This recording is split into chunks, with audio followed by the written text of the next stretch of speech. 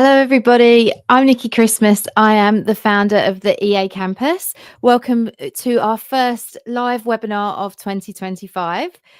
Before we get started, I always like to know that you can see and hear me today. We are live on YouTube, Facebook, and LinkedIn.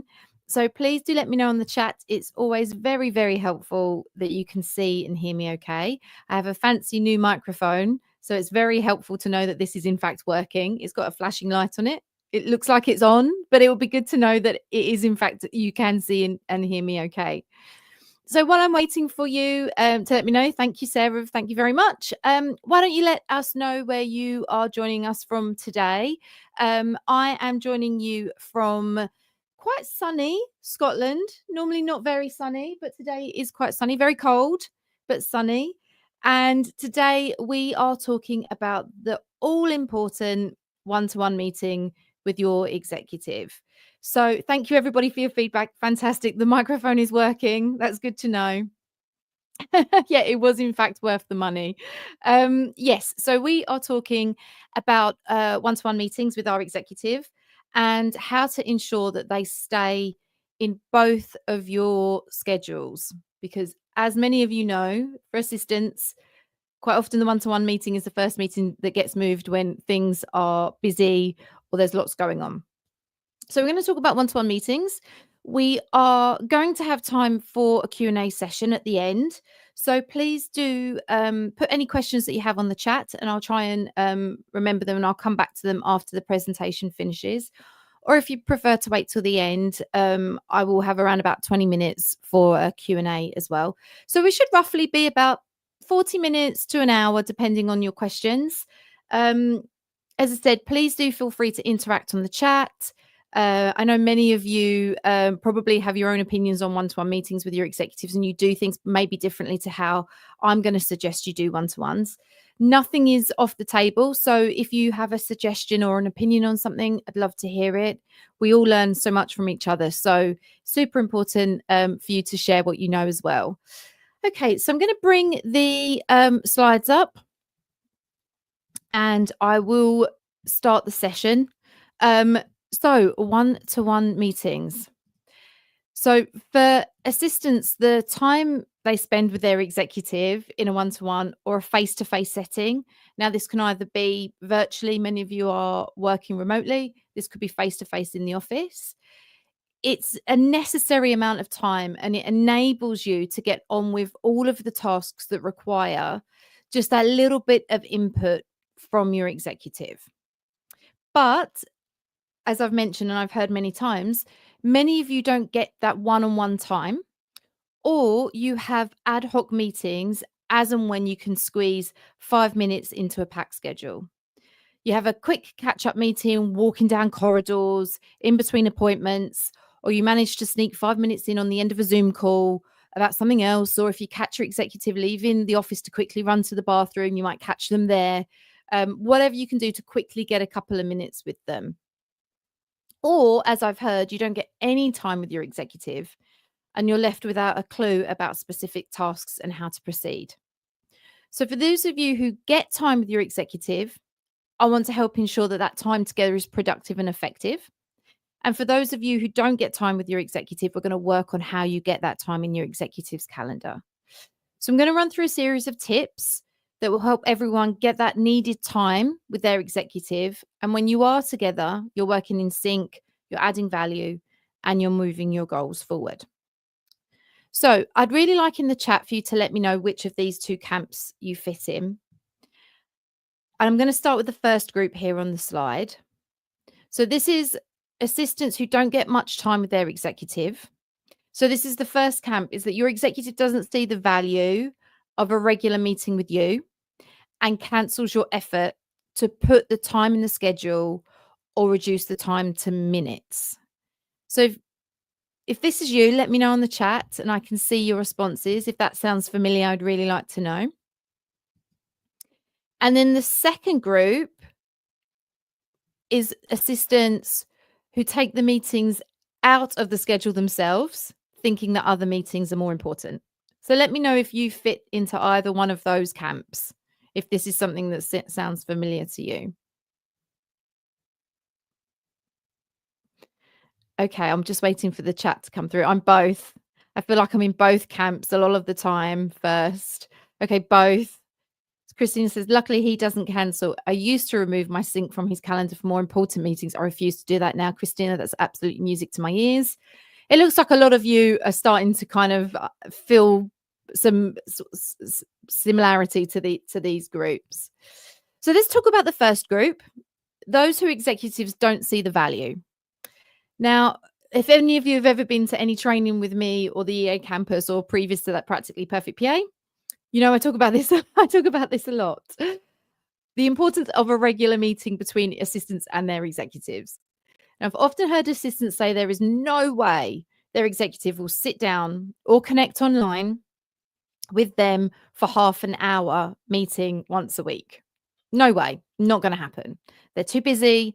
They travel too much. They're always in back-to-back meetings. There is no point in asking for the time. So my first response has always been twofold. Firstly, is it essential for you to do a good job? Okay. Do you need that time in front of your executive? The answer is usually yes.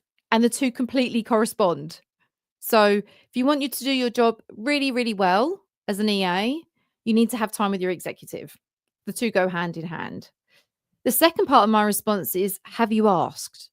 Have you explained the benefits of meeting regularly to your executive? Have you included a business case to detail the benefits of meeting regularly? So executives, like everyone else, don't know what they don't know. And if they've maybe not had a productive or a proactive assistant who will organize an effective half an hour meeting that benefits both the assistant and the executive, maybe they've not had that in the past, they won't actually know the benefit of the sync, of the one-to-one meeting. And then, so I'm just going to, before we move on to the second camp, I'm just going to stick on that for a minute. So maybe you've had one-to-one meeting syncs, whatever you happen to call it, with your executive. They've not been great. You've kind of not know what to do in the meeting, or your executive has used that time to just reel off a load of tasks that they probably could have sent you on an email. Then they're maybe not going to understand the benefit of it. And we will come on to how you make those meetings really crucial. Or they've worked with an assistant in the past who's it's not been particularly effective in that sync time. And all your executive is thinking is, oh my goodness, I could have been doing so much with this half an hour. I'm so busy. This isn't necessary. I can drop things on my my EA's desk, or I can send them a quick, Slack message, whatever it happens to be. I don't need this one-to-one time. So we will come on to how to change their minds about that. And then for the second camp of assistants who will forego the time themselves for other colleagues or meetings, all I'm going to say to you is stop. Stop. Just stop doing it. As Christina said on the chat there, refuse to do it. You are as important as any other person who needs time with your executive. In fact, I would dare to say that you are more important. And I really mean that. You might possibly be the most important person that your executive sees in a day, because you are there. For most of you who are doing these EA roles, you are there to support your executive. You are the only person in the office who are there to support your executive. So technically, you are the most important person to your executive. Other people they work with, who they give their time to, will have other priorities that aren't just your executive. They will have other priorities to the business. I'm sure you do as well, but your focus is on your executive. So I genuinely think you're the most important person to your executive. Therefore, you should have the time with them. It should be paramount. So please remember that, and stop taking your meeting time with your executive out of your schedule. So I'm going to check the chat. Does that sound scary, either of those propositions? Let me know if it's just the first thing that you would do. You would take your meeting out. And how would you feel about stopping doing that? So let me know in the chat if you fall into camp number 2. So I'm going to give you a second to reply to that and just have a think about how you sit with that before we move on to the next slide, because I've got some benefits for you. Okay. I'm going to really, for that second group of assistants, I'm going to really fire this home today. So let's move on to the benefits. Okay. So there are a huge amount of benefits to having a one-to-one meeting with your executive. And I'm going to take a quick minute to walk through the benefits. So, for our first group of assistants who need to sell the one-to-one meeting to their executive, here are the benefits, and there are tons. So, you are selling these, and to the second group of assistants, these are for you as much as for your executive. So, number one, it keeps it keeps you guys engaged and in the loop, making decisions easier and more accurate. It provides you, the assistant, with direction. It allows the assistant and the executive to work in sync and on the same priorities. So, again, in our training in the EA campus, we quite often say that you should know your executive's objectives for the week, month, year ahead. This is where you get that information in these one-to-one meetings, because obviously objectives change. And in these meetings, this is where you get that information. And assistants get a clear sense of what is essential to the executive that week, month, and year ahead. The schedule tends to need less tweaking when assistants meet with their executives at the start of every week, saving everybody time across the entire organization, depending on where your executive sits in it. But if they're very senior, this is going to save a ton of time moving all of those meetings around. A regular catch-up meeting increases communication. It decreases the need for guessing or miscommunication. Expectations are set each week. You know what you're doing. Your executive knows what you're doing. It makes communication much easier. And then obviously a big side to all of that is work is completed quickly and efficiently because the assistant has everything they need to get that work done. So there are 7 reasons. And let me know in the chat. I'm going to give you a minute. I'm going to go silent for a moment. Let me know in the chat if you can think of any more benefits that you would like to share with our group today. So are there any more benefits? I've given you 7. Come up with one more that you think benefits you when you are having those one-to-one meetings with your executive. I'm going to have a sip of drink, so I definitely don't talk.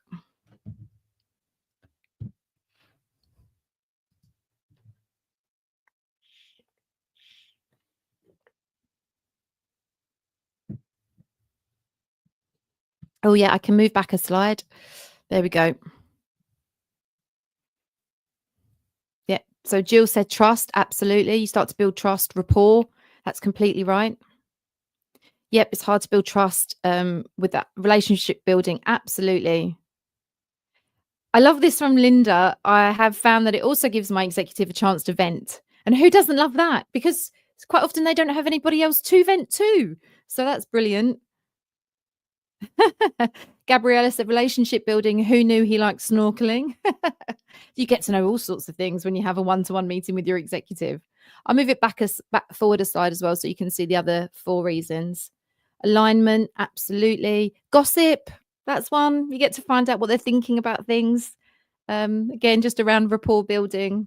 You get to check in with them. You get to know what mood they're in. All of that sort of good relationship building stuff. Okay, fantastic. Yep, I love what Karen said there. If it's live or if it's on Zoom, you see facial expressions, you get that warmth, you get to know how they're feeling, what they're doing. You can start to identify roadblocks. These are all fantastic.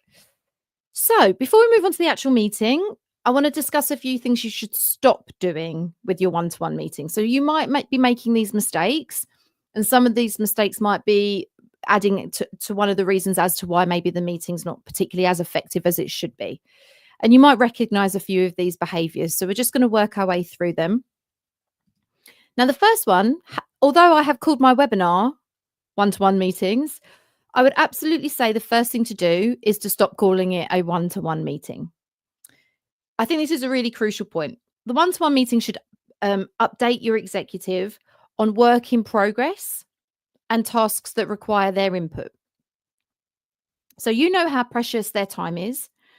So why call the meeting a one-to-one when the meeting is actually a business critical meeting? It could be business critical decisions. It could be, I know you've said sync, a couple of you there, but partnership sync, team sync, whatever you want to call it. But one-to-one meeting tend to has that kind of connotation of it being a performance review.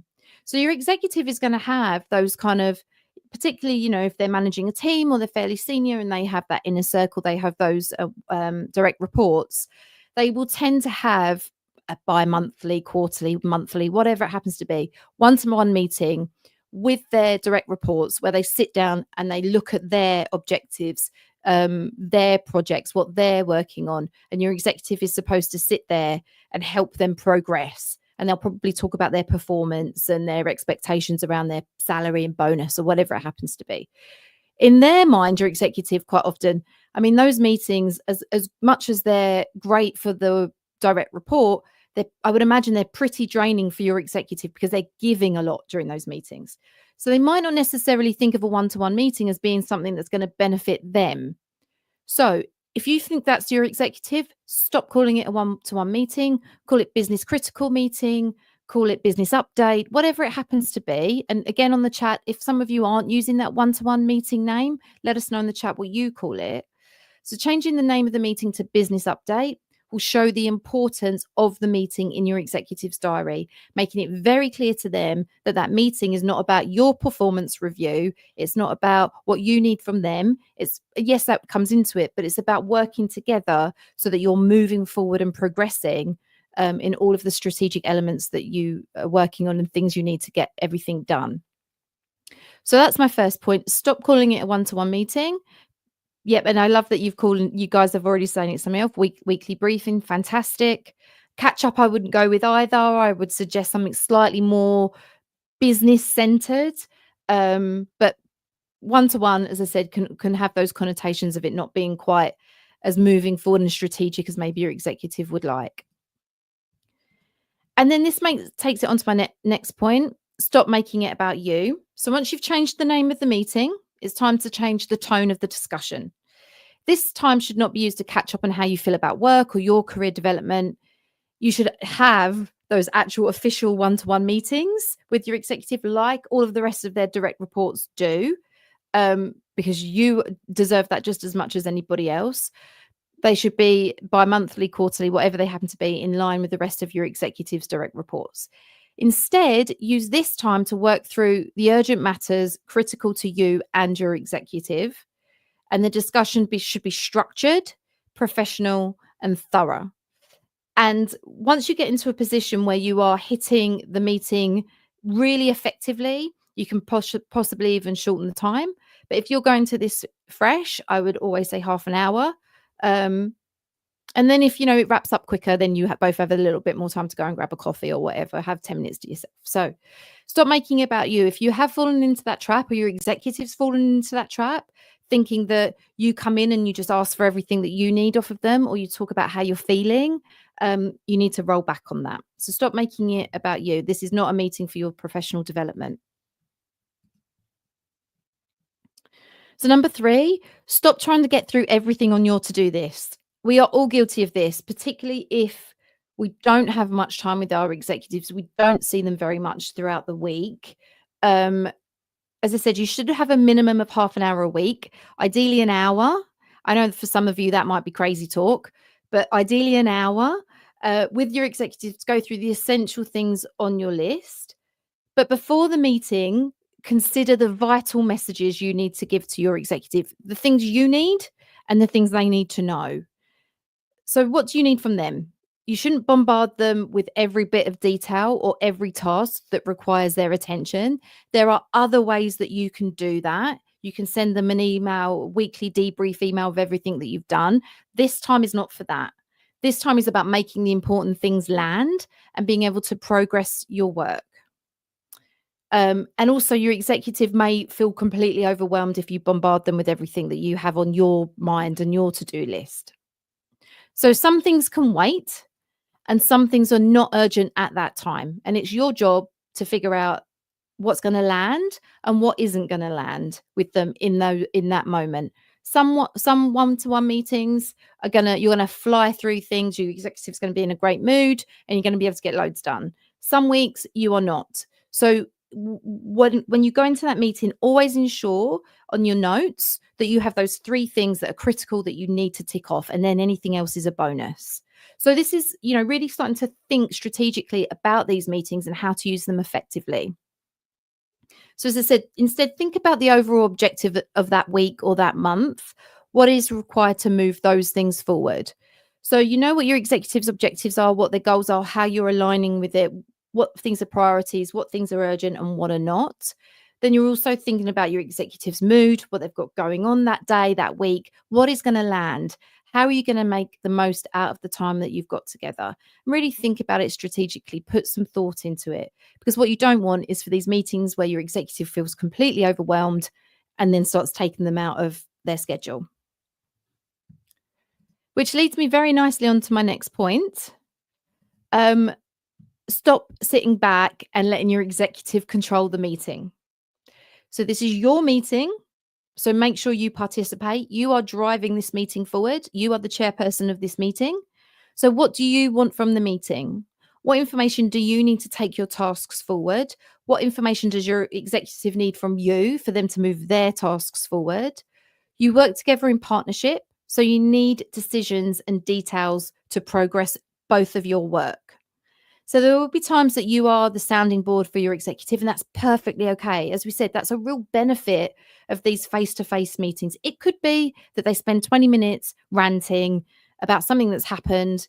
You are building rapport, and then you've got those three critical things you need to get done. Maybe you reduce it down to one because anything else is not going to land, but you get something done in that meeting. It's not been a waste. You've been building that rapport with your executive. These things are going to happen, but you are still driving the meeting forward. You are still, as I said, the chairperson of this meeting. So that's great when that happens. So make sure you judge each meeting on what is happening in the business and what's happening with your executive as well. I'll move through these quickly and then I'll come back to the points that some of you have made on the chat. So the next one is stop leaving without any actions. So if your executive is in full flow, these things absolutely happen, giving you loads more work, it can be hard to stop them before the meeting ends and ask for their decision on something. Use your judgment, absolutely. If they are very stressed, they've got a lot on their plate and they are delegating it to you, that's a good thing. That's a really good thing that they're trusting you to help them. And sometimes the work that you need isn't as important as those moments. As I said, what's landing, what's not, use your judgment. But if it is, make sure you ask the question and decide you need to action the task if it is business critical to you. So ask the questions, okay? If you need to get something out of them to move forward with something else, or somebody's waiting for them to do something and they're the bottleneck, as I said, use your judgment, but stop leaving without also giving them actions. Okay. Sometimes you need to take that moment and give them stuff as well, or point things out to them, or say they need to do this, and then everybody else can move forward. So, as I said, use your judgment in these circumstances, but stop leaving without any actions. If you're doing that in every one-to-one meeting, that's not good. And then this leads on to the point that I made earlier. Stop taking the meeting out of your diary. Stop it. Stop it. Stop it. When your executive already has a packed schedule, taking your meeting out of the diary can feel like you're doing them a favor. It is not doing them a favor. It devalues the necessary time you need with your executive and your work. So, as I said earlier, stop doing it. The reason that they are so busy and stressed and can't meet with you is because they are not meeting with you. It really is as simple as that. If they just carved out half an hour to see you every week, they would be less stressed. They would probably have less meetings in their diary. They would be thinking more strategically and they would be delegating better. So if you're taking it out of their diary because you feel like you're doing them a favor, you aren't. You really are not. So I won't beat on about that, but only to say one last time, stop doing it. So I hope that we're all on the same page about the one-to-one meeting with your executive. I'm going to move on to the actual meeting itself and how you make it really effective. But I'm going to take a second just to go through the comments. I know we had some questions there, so I'll come back to those. So fantastic. I like what Diana said there. We use the shared to-do list for the topics we want to discuss. Fantastic. We'll talk about agendas in a minute. Victoria's asked what program to use for the shared to-do list. We'll come on to that in a minute. Fantastic. So Camille has said, I have 2 30-minute calls with my executive each week. I've never been more productive or aligned with my executive. That is fantastic. Fantastic. So I think for those of you who are having one-to-one meetings, you can really see the benefits. So let's look at how we can just make sure that this one-to-one meeting is really efficient when you're in it. And let's move on to the next slide. So the first thing you need to consider is when you will have your one-to-one meeting with your executive. At what point in the week works best for you and your executive?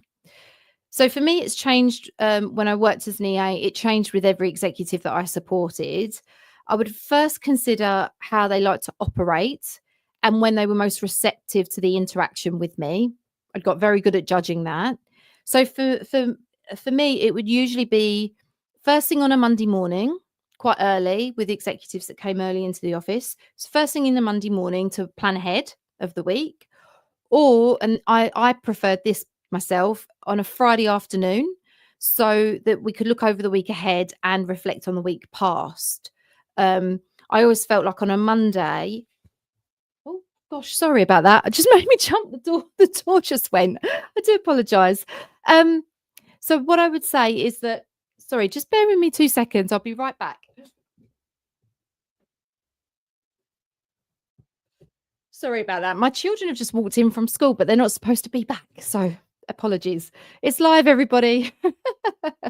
So what was I saying? Yes. So for me, I used to prefer a Friday afternoon because I used to find on a Monday that we were straight into the week. Whereas on a Friday afternoon, it was a little bit more relaxed. You could reflect on the week that had passed, make any changes you needed to, and then go into the week ahead with quite a clear mind. So when you did start on Monday, you hit the ground running.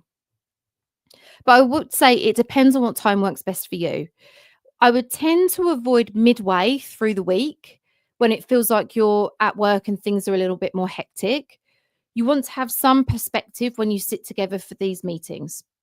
I'd also suggest you put a little bit of contingency time in the diary for a catch up a few days after your one to one meeting.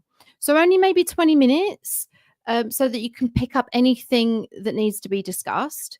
So, if you have your one to one meeting on a Monday, schedule that 20-minute catch up on the Friday. And for those of you who have a meeting on a Friday, schedule just 20 minutes, 15, 20 minutes catch up for a Tuesday or Wednesday. So a little bit of contingency time in there just to remain in sync with each other. So again, let me know on the chat now that my heart stopped racing. When you guys schedule your one-to-one meeting and what works for you. I'd be really interested to learn if anybody is midweek and what the benefits are for that for you, or if it's just that's the only time your executive has free. Yep. So yep, fantastic. Fridays seems to be quite popular. I like a Friday. Friday afternoon's fantastic. It'd be really interesting to know for those of you who work remotely or have hybrid and you're going for the Friday catch ups. Do you tend to do it when you're working from home or are you both in the office on a Friday? I always find on a Friday, particularly if I'm working from home, it's a really nice time to catch up on everything. You just feel much more relaxed. So once you've settled on the time and it is the optimum time for your executive, it's as I said, I absolutely get that. It's really tough when you have a busy executive. You are in charge of their schedule. You've got the authority to put a meeting in that's for the both of you. Use that authority. If you are working really, really hard on keeping their schedule really, tight and in sync with their objectives, put the meeting in the diary. You have got the authority to do that.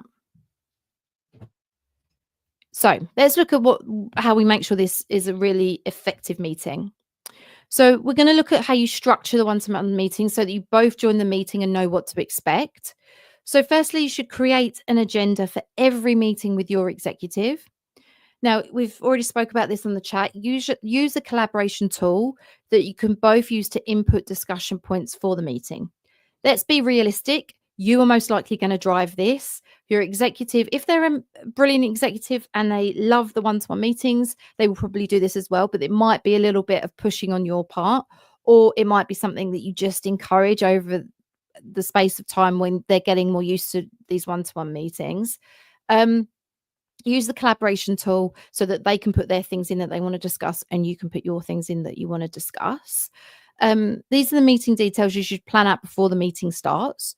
So take a bit of time before the meeting to set up your notes so that in your mind, you know how the meeting will play out.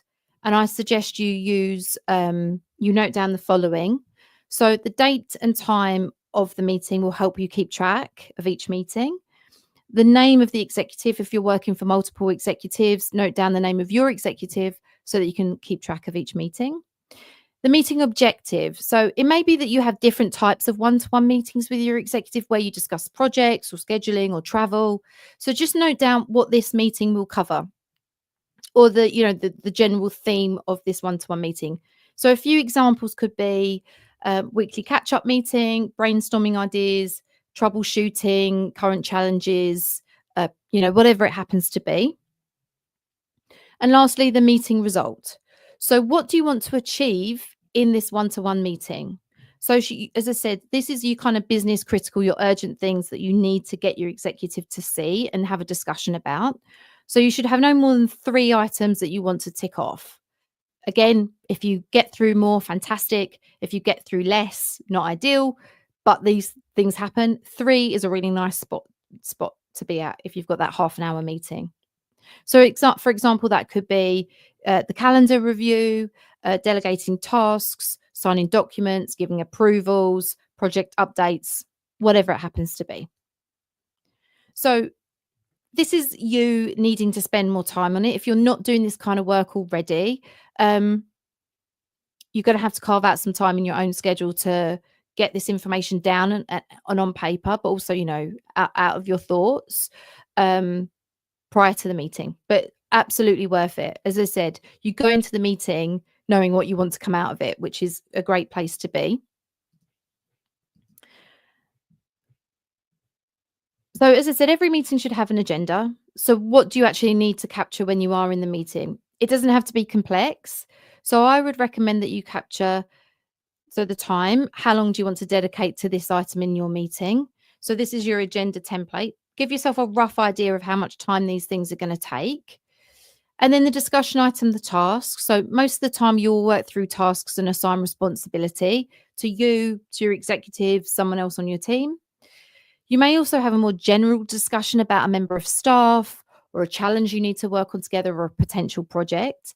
So make sure you have the information that you need before you go into the meeting to hit the ground running with this discussion item.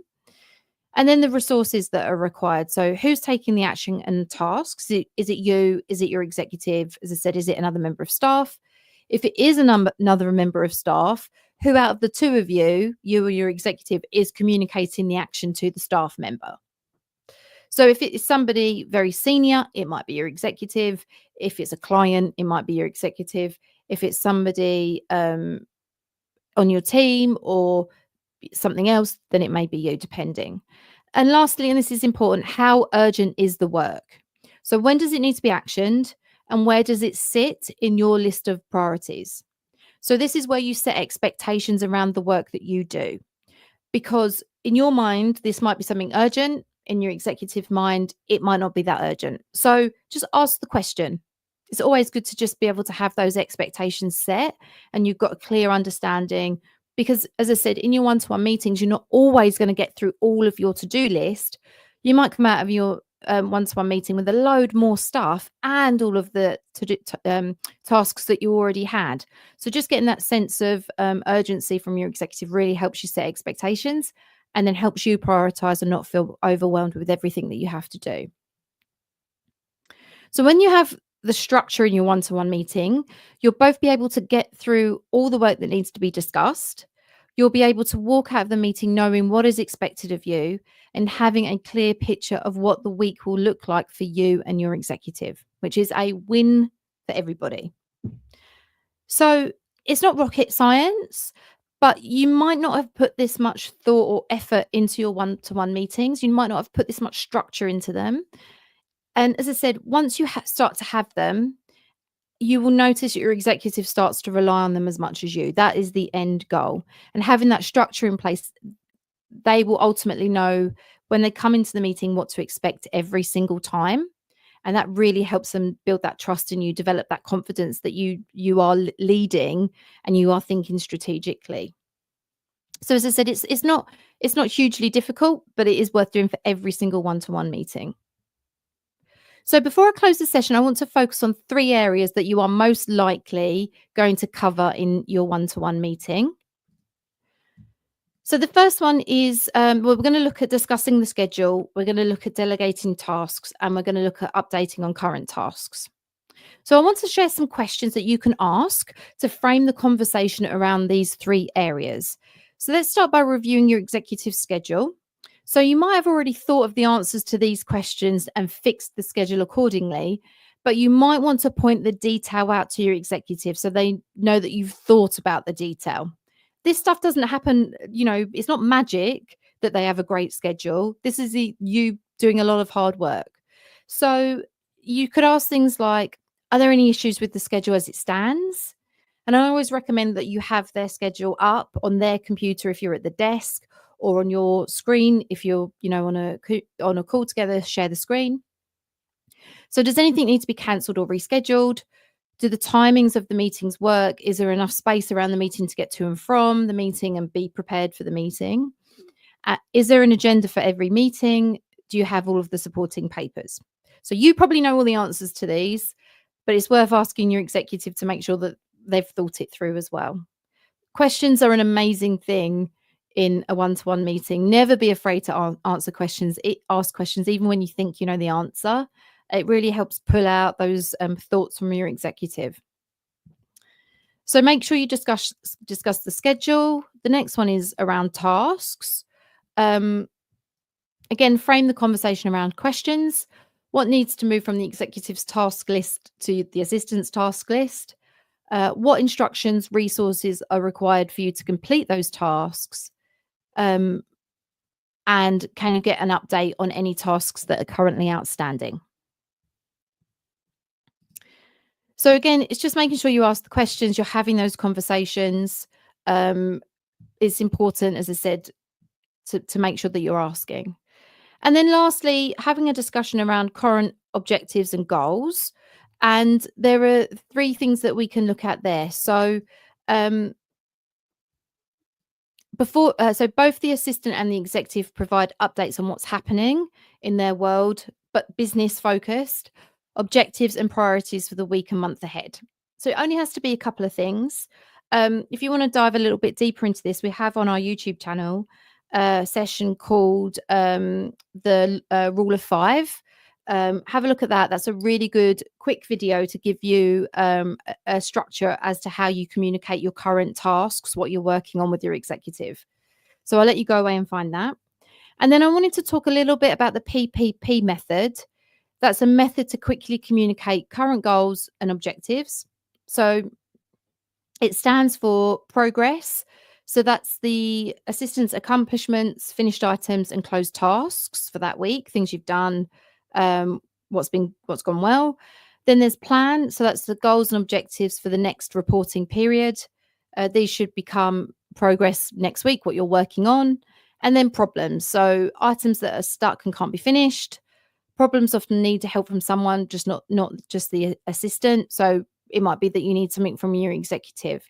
So again, if you just want a little bit of structure around how you are working through, talking through the work that you're doing, the PPP method is really good. The other one, as I said, is the Rule of 5, and you can watch the video on our YouTube channel about that. So I know I moved very quickly through those 3 areas, but they tend to be the 3 things that you tend to discuss in your executives and your one-to-one meeting. So what I would say is really what comes out of that is ask questions and make sure that you're setting expectations and you're getting the information that you need. I think one of the problems for assistants is we often feel like we're the fountain of all knowledge. We should know everything. We absolutely should not. Questions come in, and asking really proactive, structured, strategic questions like these, you're really showing your value and your worth and how much thought and effort you put into your job. So with all of that in mind, I hope that just having this structure in place, your whatever you happen to call it, your one-to-one meeting should be really productive for you and your executive. And as I said, over time, your executive will see the benefit and realize that the time is really crucial, because when you are both working in sync, you are moving the goals and objectives of the organization forward, and it is a beautiful thing. So that's the end of the presentation. I hope that you found some of this useful. It looks like you're having a fantastic conversation amongst yourselves on the chat as well, which I love to see. So we've got about 10-15 minutes for a Q&A. Yes, happy to answer any questions. I'm going to have a little sip of water. I should be able to put the questions up on the screen as well so we can all see them. So fire questions away and I will do my best to answer them. Please also answer them on the chat. That's always really helpful. Okay. So, will this deck be available for download? Yes, if you have signed up to the webinar, I will send the slides through to you after the webinar. They will be available to you. If you haven't signed up for the webinar, you can still go onto the website and sign up for it, and then you'll get the slides. Let me see. Let me see if I can add this one. Here we go. So A. Jackson has asked, what do you suggest for an executive that does not work well with structure? Oh, that's a big one. I know it sounds silly, and I'm not putting all of my eggs in one basket when it comes to one-to-one meetings. But if your executive is struggling with structure, as an assistant, it's your job to build structure around them. And the only way you're going to do that is if you get that one-on-one time with them and you're able to start fleshing out why they are busy, why they're manic, why there's chaos. In those one-to-one meetings, you can really start to pin them down on things and get answers from them, particularly if you are driving the one-to-one meeting forward. So as an assistant, if you love being organized and love structure, which I think we all do as assistants, you have to use your skills and really push forward the benefits of being a little bit more structured. If they are really chaotic, it's baby steps. So it's, can I do this for you? Can we just have a 20-minute catch up? I'll take 3 things off your plate. Start to take things off their plate so they are less inclined to not be structured. It really does start with this. I have to say, to be an effective assistant, having one-on-one time with your executive is the foundation. That I would say, and being in their inboxes, in their emails, and having access to their emails, these 2 things are setting you up for success. So I hope that helps the question a little bit, answers the question a little bit. Start getting these one-to-one meetings in place and you'll notice a difference. So Elizabeth has asked, can you talk about juggling when supporting more than one executive? When you work for we have loads of resources on the EA campus to help with this. So I would absolutely go and check that out. We also have lots of YouTube videos. It's all about communication when you're working with multiple executives. It's making sure that they are all aware of what you are doing for each of them. And if we bring it back to one-to-one meetings, I would 100% recommend once a month you sit down with your group of principals that you work for, and you hash out how you are going to work together. Once a month, you get together in sync, and you talk about how to use you as a resource. There is only one of you. Particularly, I know many of you are working with a lot of executives. 100% around communication. So it goes back to one-to-one meetings. You need to have one-on-one time with each of them. Some may be not as quite as important as others, but sometimes their work is more urgent. So it's trying to get that communication in place so that you know what's going on with all of them, and then you can plan accordingly. Because as I always say, for those of you who work with more than one executive, there is only one of you. There is only one of you, and they need to be very much aware of that. And cut you some slack. So Mindy's asked, what questions do you ask to get your executives to share the objectives? That's a great question. Your executive should have, similar to you, a set of objectives that they work throughout the year. You should 100% have access to that. So after their performance review or their session that they have with their boss, if they're the CEO, then they will 100% have objectives for the year that will be very, very strategic and high level. You still need access to those. And then they should also, like you do, they should have a to-do list. They should have a list of things that they need to get done. You need access to all of that so that you can see what they have coming up, and then you can structure all of your work, all of their schedule, how you're replying to their emails from that. So if they're not somebody that has, formal objectives, or they're not somebody who really works towards any goals, they're just doing their work, then you can really help structure that by asking questions. And they're really simple, like, so what are you working on this week? What's priority for you?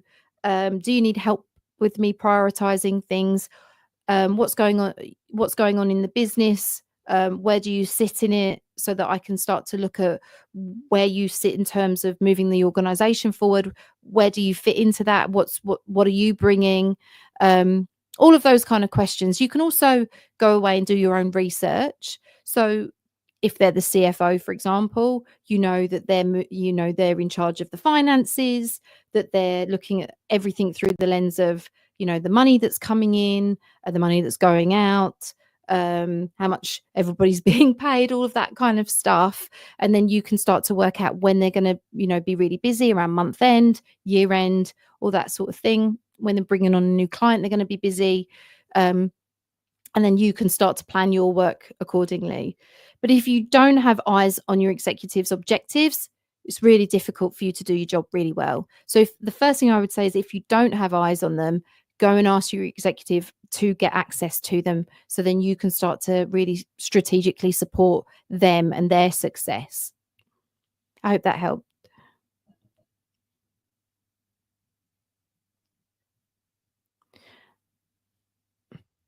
So let's pop this one up. So how do you get your executive to focus during the one-to-ones? You have an agenda, and when they are going off track, you pull them back to the agenda. As I said, you drive these meetings. This is your time.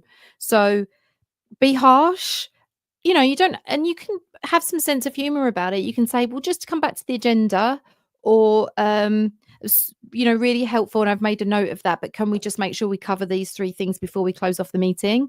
Like I said, use humor. You're not berating them that they've ranted for 20 minutes. As I said, that's quite helpful, but just making sure that you hit the points that you need to. And agendas, as annoying as they are, I know none of us like putting agendas together. We all like to go into meetings and free will. It is not helpful. Okay, every meeting should have an agenda and have an objective as to why you are there. And one-to-one meetings with your executive are no different. So you keep them focused by keeping it short, keeping it sweet, and hitting the things that you need to hit during that half an hour that you have with them. You're driving the agenda forward, and you're getting them out of the meetings what you need. Yvonne's asked if there's a replay. Yes, the replay will be available on YouTube as soon as this session finishes. So you can just go back and watch it if you need to. Let's have a look. One more question. So Victoria said, what should I do when my exec wants to keep rescheduling our check-ins? A lot of the time, a prior meeting will go on longer than expected, and it ends up being pushed to another day. Victoria, if you have access to their schedule, put the one-to-one meeting in a time when you know that is not going to happen. So as I said, a Monday morning, a Friday afternoon, when they don't tend to have as busy. As I said, once you start to get that structure around the one-to-one meeting and it becomes really effective, your executive is less likely to cancel it, reschedule it, or it gets lost to all of the other meetings they have going on.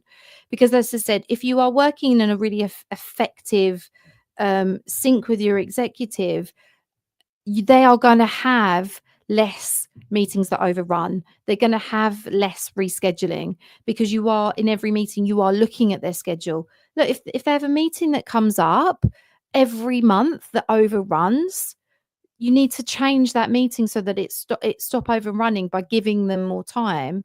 But you're probably only going to make those decisions together if you are having those regular syncs, and you're able to spend that time just ensuring that the schedule is humming. So I know it's kind of, I'm using another egg analogy, but it's a chicken egg situation. I get it. But when you are working effectively in your one-to-one meetings, everything else does come together. I'd love to know from those of you on the group who are working really effectively in their one-to-one meetings that you are finding that. I hope that you are. Fantastic. Everybody's doing really well answering the questions as well. Brilliant. I love that. Okay, let's see if we've got one more question and then we'll wrap up. Um,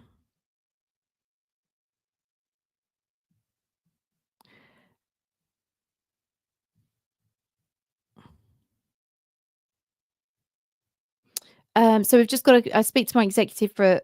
I don't speak to my executive for weeks, and then when we do, it's very rushed. As I would say, just go back to understanding that you are in control of their schedule. If that is, something that you do on a regular basis, you are the one putting their meetings in. Then you have control of that meeting time. So make sure you are thinking about it really thoroughly. When are they going to have time to see you? And for a while, if you have to move the one-to-one meeting around, but you get it, then it's worth the effort until the point they start to see the benefit and you can just schedule the same time every week.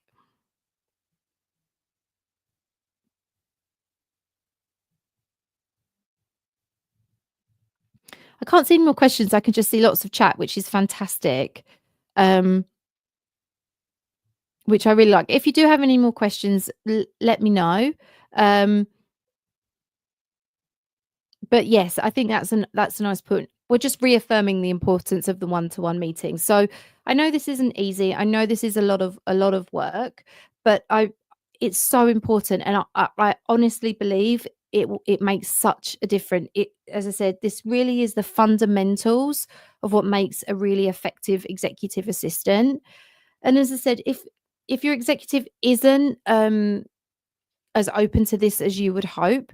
The other thing to do is put a little business case together based on this presentation and go with them or email them, whatever it happens to be, and say, for me to be really effective at what I do and how I can really support you, it's really important to me that we have 20 minutes, half an hour, if that's all you get, ideally an hour. But I know that's wishful thinking. And these are the benefits of it. Can we try it? Can we try it for the next month? Can you please just come back to me and agree that we will trial this for a month, and at the end of it, if it's not working, we'll try something else. At the end of the month, they'll realize that it's worth it. Okay. I realize that we've only got about 10 minutes left. I was hoping to let you guys go so you had 10 minutes to yourselves, which is always really nice. Just to kind of give you an update on where we are with the EA campus. As I said, this is our first live webinar of the year. So thank you so much for coming along. We've had over 200 of you today, so that's fantastic. For the EA campus, we have lots coming up. There are a lot of events. I'm sure you've seen them. We have masterclasses coming up throughout March. We have our Evolve Virtual Summit at the end of March, which is all around tech and AI. We've got a lot of events. We also have the EA campus community. So if you like what you've heard from me today, we have a mentoring hour every month. We have lots of things, webinars like this that happen within inside the community. A lot going on. We obviously also have our online courses available to you as and when you need more in-depth training.